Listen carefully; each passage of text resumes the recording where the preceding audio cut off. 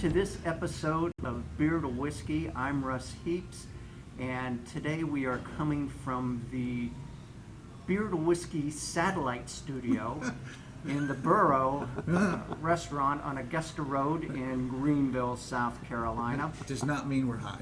Not at all. No. And this is an episode of Big John in 5, and that's where I get my good buddy over here on the end, Big John Richards, to pick a beer. We sniff it, we taste it, we kibitz about it. John fills us in a little bit about the brewery. Sometimes we talk about. Boy, oh boy, I don't know about you guys. Sometimes we talk about the history of brewing. And with us today, and the reason that we're at the Burro as opposed to Barley's downtown is Josh Beebe is with us, and he needed to be at the Burro today, so here we are. Having gotten all that nonsense out of the way, John, what are we doing? So we're sipping on a beer that's pretty much limited to the Southeast, but it's a really nice, easygoing German-style American lager, or amber lager, not German-style amber lager. There's no American there. German-style American amber lager. Yeah, that. Hold on. I'm going to get all those words in there. Put your right foot in, right. Put your right foot out.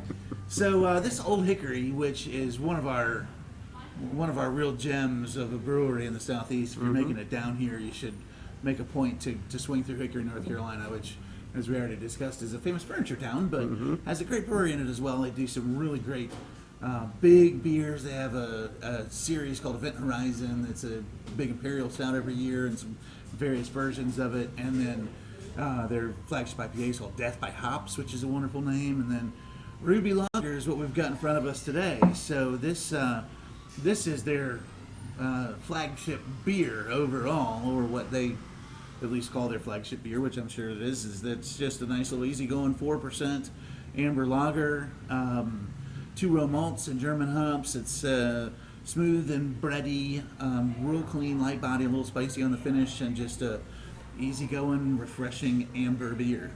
Great pizza beer, by the way. Yeah. Oh. Amber lager is the best pizza beer. Old Hickory is just a really cool spot. Yeah. It's a tiny little brew pub. Well, last time I was there, I don't know if they've expanded, but tiny little brew pub there on Main Street, and very quaint. But the cool thing about Old Hickory is it's been around. I mean, there's such an influx of breweries and brew pubs that are coming. I mean, I drank my first Old Hickory beer at the brewery, at the brew pub, probably 20 years ago. Yeah, So, I think it's been at least that long. these guys are one of the original. They've never been a big name because it's such a small little brewery, and they don't distribute too much. But they do make some of the best beer in the South. They really do. They do great beer, and they're one of the oldest breweries. So, I've been in the industry over 20 years, and it's really cool because there's breweries that have been around that when there were only kind of 100 breweries in the country. Yeah, so right. This one, it's a little unknown, but it's a gem that's been there and serving up in Hickory for many, many years. So. Yeah, we just started being able to get it here even maybe a year ago. I think it was about a year ago. Yeah. Well, is that pandemic year or man. So it's probably 2 years ago. We just eliminate last year out of it. It feels like a year ago. There's that pandemic moment. Yeah, the pin drop. So I think we should taste it. I think we should too. I'm with you. Here's to it. Cheers. Text Miss Lily. Cheers.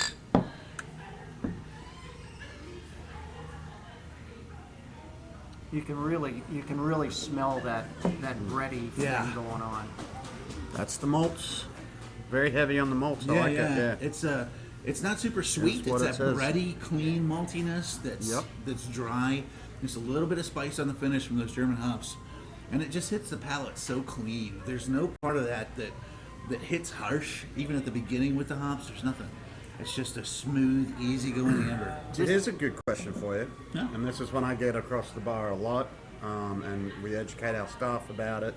But again, one of the things, if someone comes in and sees lager on the thing, on the board, they just automatically thinking, I got a yellow beer coming my way. Yep. This one has a lot of color in it, so maybe a good opportunity to discuss the difference between ales and lagers and there's the color profile and the misconception that all lagers are light beers. It's so pervasive, even still with as much craft beers out in the market, that it's still regular that someone walks into the bar and says, "Hey, can I get an ale?" And it's like, oh, there's a huge Like range 90% of in the beers in the world are Yeah. ales, buddy.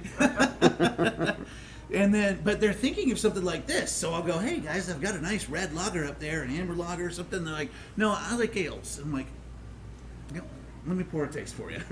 So that said, like what Josh was referring to, there's only two big distinctions in the umbrella world of beer, and that's ales and lagers.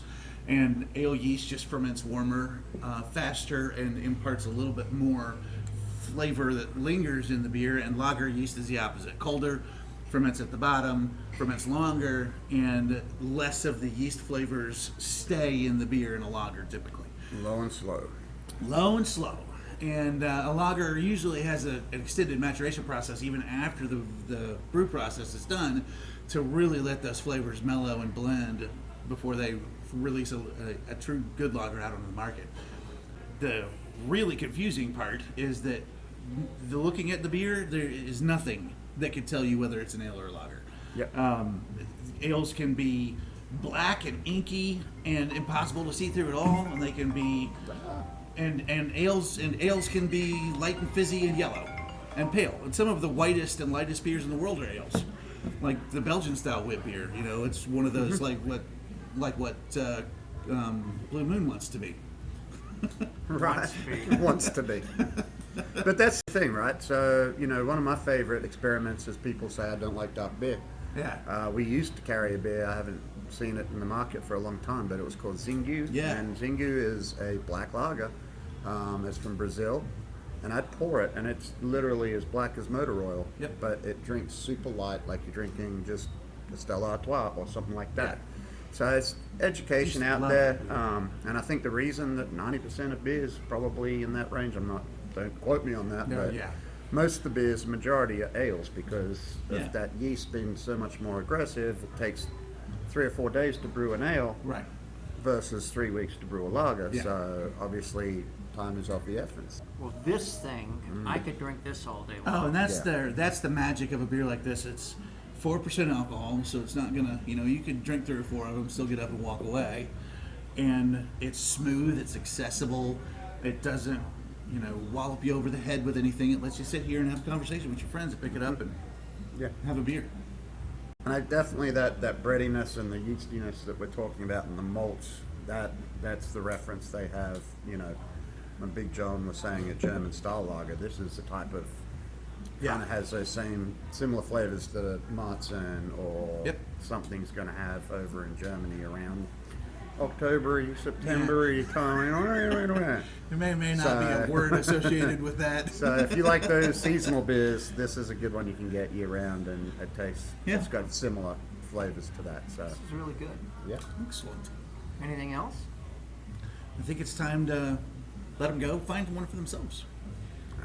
I think that's a fine. Yeah. I think that's a fine thing. Let's do it Boys, again, guys. thanks for Yes. joining us, Josh. Absolutely, anytime. See you next time.